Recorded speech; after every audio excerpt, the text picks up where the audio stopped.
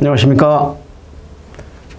이번 시간에는 지난 시간에 배운 내용들을 판서를 통해서 중점을 강조해 드리는 시간을 갖도록 하겠습니다.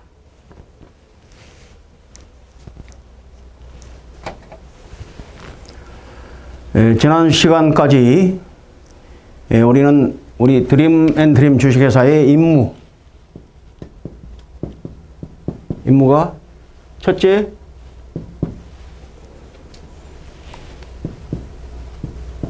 보안 서비스의 제공이다. 두 번째는 사회적 기업으로서 취약계층에게 일자리를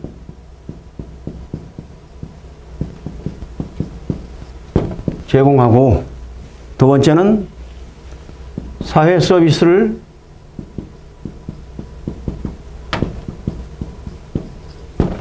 제공하는 것입니다. 이러한 임무를 우리가 어떻게 수행할 것이냐 하는 철학적 근거가 되는 사원이 첫째, 인간 존중. 두 번째는 신의 성실. 세 번째는 사회 공헌이다.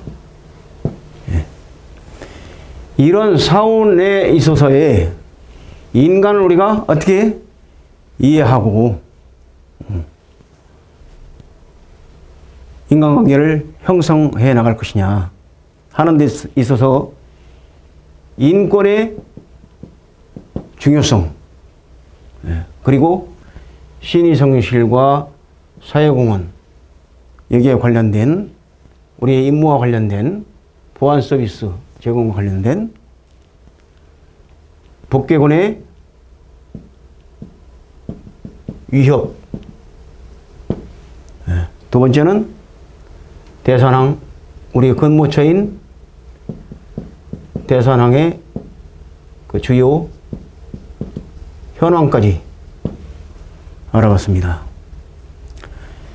자, 지금까지 이러한 내용을 설명을 드렸는데, 인권 분야에 있어서는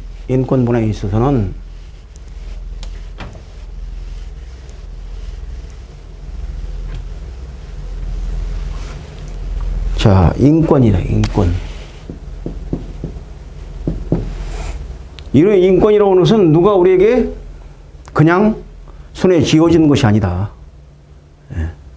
역사적인 과정을 통해서 정치가나 또는 사회학자들이 연구를 하고, 또 일반 국민들의 의식 수준이 향상됨에 따라서 인권이라고 하는 것은 그냥 부여된 것이 아니고 어떻게 된 것이다? 투쟁을 통해서 쟁취된 것이다. 그의 아주 중요한 역사적 사건으로서 첫째는 제1차 세계대전, 그리고 두 번째 뭘 얘기했습니까? 산업혁명. 세 번째는 뭘 얘기했습니까? 공항. 네 번째는 2차 세계대전. 이러한 역사적인 사건들을 통해서 인권이 발전되어 왔다 하는 것입니다. 그래서 이제는 누구도 거역할 수 없는, 인간이 이 세상에 태어나면서 자연적으로 갖게 되는 인간의 권리다. 이렇게 해서 세계 인권선언에까지 국제적으로 적용하게 되었고, 우리나라도 헌법에 인권의 중요성, 이것이 명백하게 기술이 되어 있고, 이런 국민의 권리를 불법적으로 제한하는 이런 정권은 국민으로부터 지지를 받을 수가 없고 반드시 심판을 받을 수밖에 없다. 그래서 현대사회에 있어서의 인권이라고 하는 것은 기본적으로 우리가 누려야 할 기본 권리로 인식이 되어 있다. 그렇기 때문에 우리는 경비원으로서 우리가 담당하고 있는 지역의 순찰이나 또는 감시나 조사 활동을 통해서 도난을 예방하고 또 화재를 예방하고 또 불법적으로 침입한 인원들을 사전에 차단하고 그리고 출입을 통제하고 그리고 안내를 해야 되는 우리 임무에 비추어 볼 때 우리 보안구역에 접근하는 모든 인원의 기본적으로 가지고 있는 권리에 대한 인식이 우리 근무의 밑바탕에 깔려 있어야 되겠다. 이런 차원에서 우리 회사 사원과 관련되어 있는 인권 그리고 우리 임무와 관련되어 있는 북한군의 주요 위협 그리고 대사령의 주요 현황에 대해서 알아봤습니다. 우리가 다시 한번 상기를 해야 할 내용은 우리는 2차 세계대전 이후에 유일하게 남북이 분단되어 있는 그리고 적은 아직도 공산화하겠다고 하는 그런 야욕을 가지고 있는 그런 국가적인 이런 상황을 비추어 볼 때 우리가 그 보안 활동하는 데 있어서 더욱 아주 예민한 이런 이성적인 판단과 감각을 가지고 근무에 임해야 되겠다 하는 이런 내용을 여러분에게 설명을 드렸습니다. 그럼 다음에는 이어서 오늘날 인권이라고 하는 것이 어떠한 정치적인 역사를 가지고 발전해 왔는가 하는 부분에 대해서 동양의 정치 사상과 서양의 정치 사상에 관해서 간략하게 슬라이드를 통해서 설명드리도록 하겠습니다. 자, 동양의 정치 사상 그리고 서양의 정치 사상이 어떠한 근거를 가지고 발전해 왔는가 그리고 그것이 그 국가에 어떠한 영향을 미쳤는가 하는 부분에 대해서 우선 동양의 정치 사상에 관해서 알아보도록 하겠습니다. 자, 동양의 정치 사상의 근본은 종법 사회제도에서 출발한다. 그렇기 때문에 신권주의 사상을 첫 번째 특징으로 한다. 자, 그럼 종법이라고 하는 뭐냐? 자, 부계, 부권, 부치의 시족 제도를 뜻한다. 자, 그러면 이 시족이라고 하는 것은 혈통으로 유대 관계를 맺는 사회 조직을 뜻하는데 족장은 그 종족의 주사이며 정치적인 우두머리이다. 즉 말해서 족장이 정치와 제사를 담당했다 하는 것입니다. 제사와 정치 부문을 담당했다. 따라서 정교 합일의 불합을 이루고 있기 때문에 하늘을 존경하는 일과 가족의 관념이 서로 결합되어서 정치 조직의 뿌리는 하늘을 존경하는 것에 기초를 두면서 정치적 우두머리인 족장이 하늘의 부탁을 받아 불황면을 책임지는 상태가 자연스럽게 형성되었다 하는 겁니다.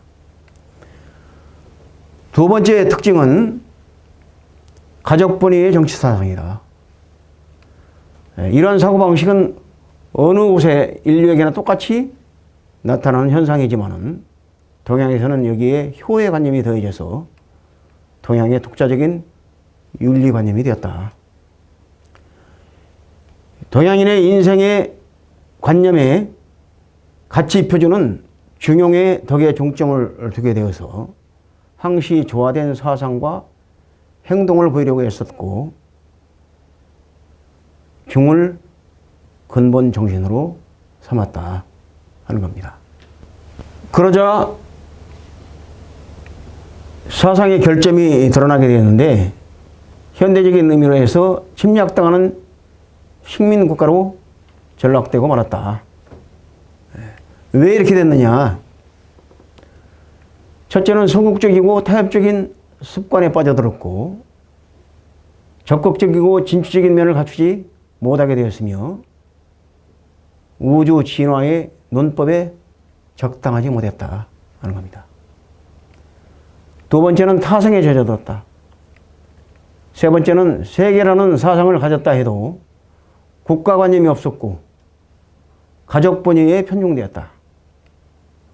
결국 집안과 국가의 연결관계는 일종의 윤리적 정치를 형성하였고 가족 분위적인 정치 사상은 가족이 확대되어 국가가 되고 가족 도덕이 확대되어서 국가 도덕이 되는 특수한 상태가 되었다 하는 것입니다. 이 내용을 판서를 통해서 여러분이 알기 쉽게 설명을 드리도록 하겠습니다. 자, 여러분 정치 사상사, 동양의 정치 사상사 이거 대단히 큰 개념이다 하는 겁니다. 대단히 큰 개념입니다.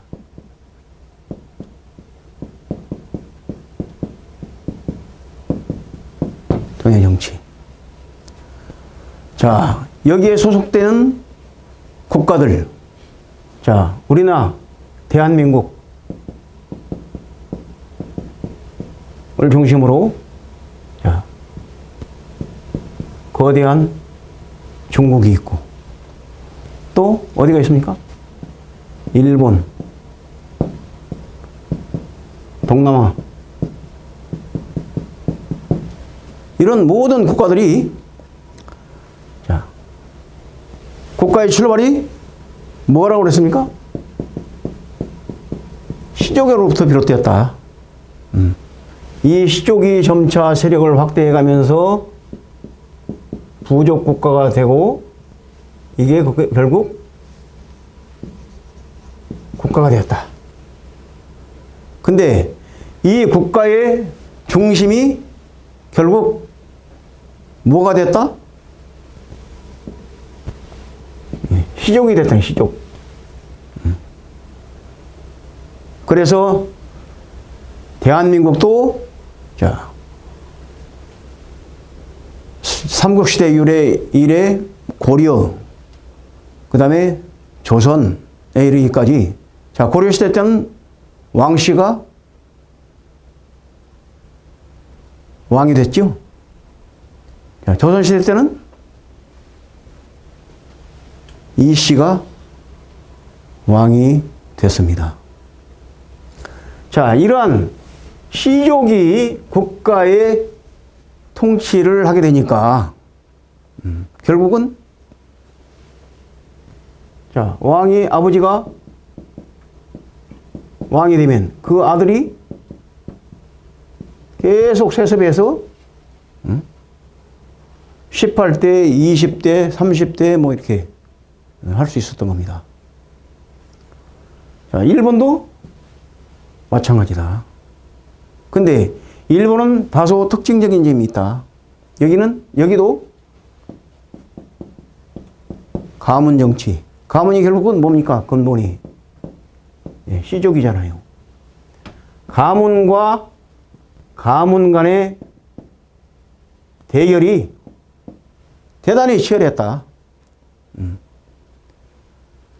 그래서 노부나가 이에야스라고 하는 가문과 가문 간의 이 대결이 대단히 치열했고 그 결과로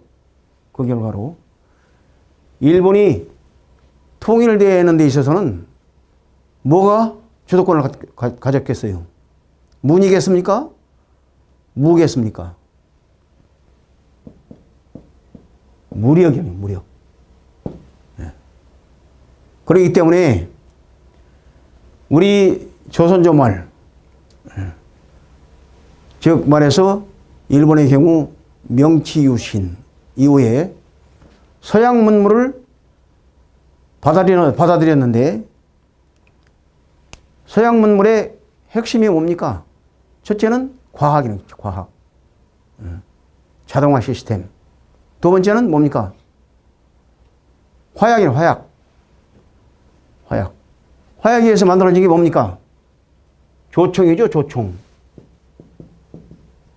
조총. 그래서 똑같이, 자, 중국이나 또는 일본이나 대한민국이나 동남아, 아시아의 당시의 국가들 똑같이 조총이 전래됐을 때, 자, 일본엔 뭐가? 무력이, 무관들이 득세를 하고 있었기 때문에 이 조총을 보고, 이야, 이건 대단한 무기다. 이거만 우리가 대량으로 생산할 수 있으면 주도권을 가질 수 있다.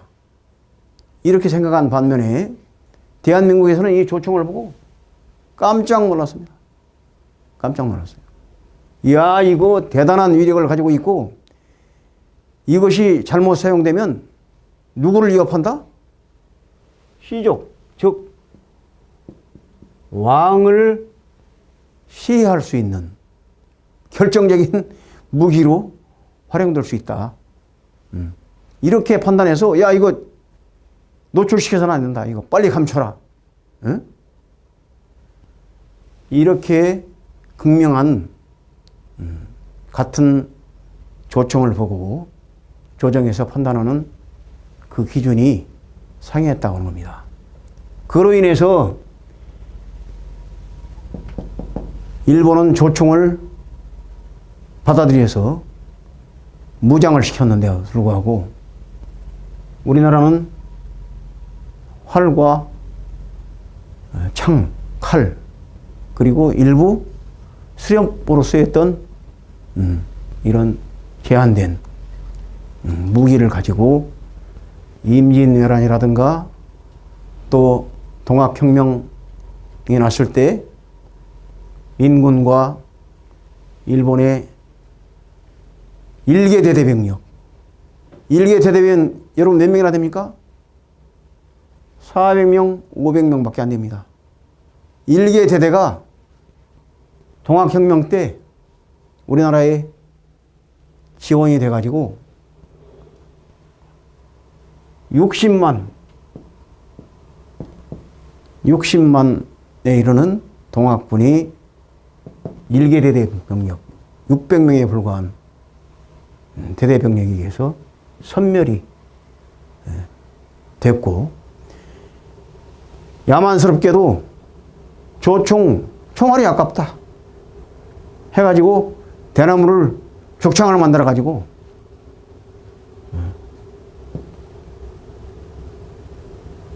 동학군을 살상시켰다고 하는 겁니다.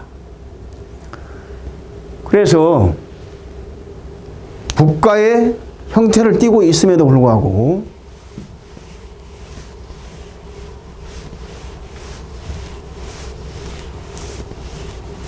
국가의 중심이 되는 국민을 위한 정치, 이것을 할 수가 없었다. 특히 동양은 특징적인 제도가 하나 있습니다. 뭡니까?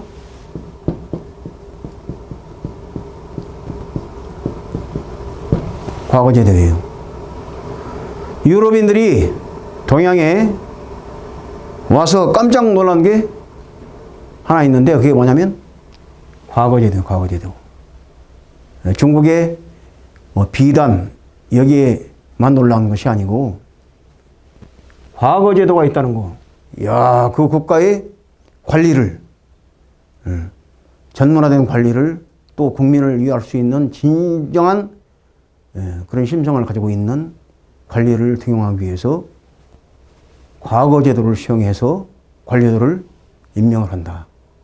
이런 관료제도를 목격하고 깜짝 놀랐습니다. 그런데 이런 과거제도를 통해서 등용된 관료가 제 역할을 했느냐? 그렇지 못했다고 하는 겁니다. 자, 왕을 중심으로 왕도 시족이고, 관료 또한 시족이고, 이러다 보니까 이 양자가 결합이 돼서 서로 자기들의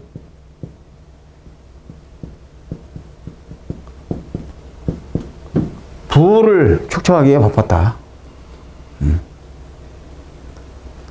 실례를 하나 들어볼까요? 자, 조선시대 때 일본은 뭐가 많습니까? 일본은 자원이 없어요. 어떤 자원이? 곡물 자원이, 곡물. 자, 쌀, 기타, 잡곡. 이게 항상 부족한 국가가 일본입니다. 그런데 우리나라는 삼면이 바다이면서 농토가 자, 상대적으로 산지가 70%에 달하지만 그래도 30%가 옥답으로 되어 있다는 거예요. 그래서 여기에 생산된 곡물, 이것을 시족 관료들 또는 왕의 재정, 이것을 어떻게 조달하기 위해서 국내에 생산된 쌀을 수출을 했어요. 그러니까 그 돈 가지고 왕을 비롯한 국가 관료인 대신들은 풍족한 삶을 살 수 있었지만, 자, 기본적으로 국내에서 생산되는 곡물이 예를 들어서 100이라는 단위가 있는데 여기에 100도 부족한 판인데 뭐 50% 이상을 다 팔아먹으니까 국내에서 소비할 곡물이 있겠습니까? 없겠죠? 그러니까 실제 농사를 짓고 생산 수단일 때는 농경 사회였기 때문에 농작물을 가지고 생활을 해야 되는데 농작물이 부족하게 되니까 결국은 초건목피, 보릿고개 라고 하는 이런 국민적인 삶이 피폐할 수밖에 없었다 하는 것이 바로 동양 정치 사상의 폐해다. 또 임금이, 즉 왕이 통치권을 제대로 행사하려면 어떻게 해야 되겠어요? 왕이 권한이라고 하는 것은 신으로부터 부여받은 것이다. 이런 동양 정치 사상의 폐해를 예방하기 위해서 공자라는 사람이 참 사서삼경 이런 학문적인 책을 만들어서 후진을 양성하고 했습니다마는 이게 실질적으로 이런 정치 체제에서는 국민을 위해서 발전할 수 있는, 다행히 성군을 만나면, 자, 우리나라의 성군이 제1성군이 누굽니까? 세종대왕이죠. 이런 성군을 만나게 되면 그 당시의 백성들은 사람 대접을 받으면서 제한된 권리를 누릴 수 있었지만 그렇지 못한 경우에는 그 우리 국민들의 삶이 아주 참 초건목피하고 보릿고개를 겪으면서 이런 아주 빈곤한 이런 생활을 할 수밖에 없었다 하는 겁니다. 다음에는 이어서 서양의 정치 사상에 관해서 슬라이드를 통해서 알아보도록 하겠습니다.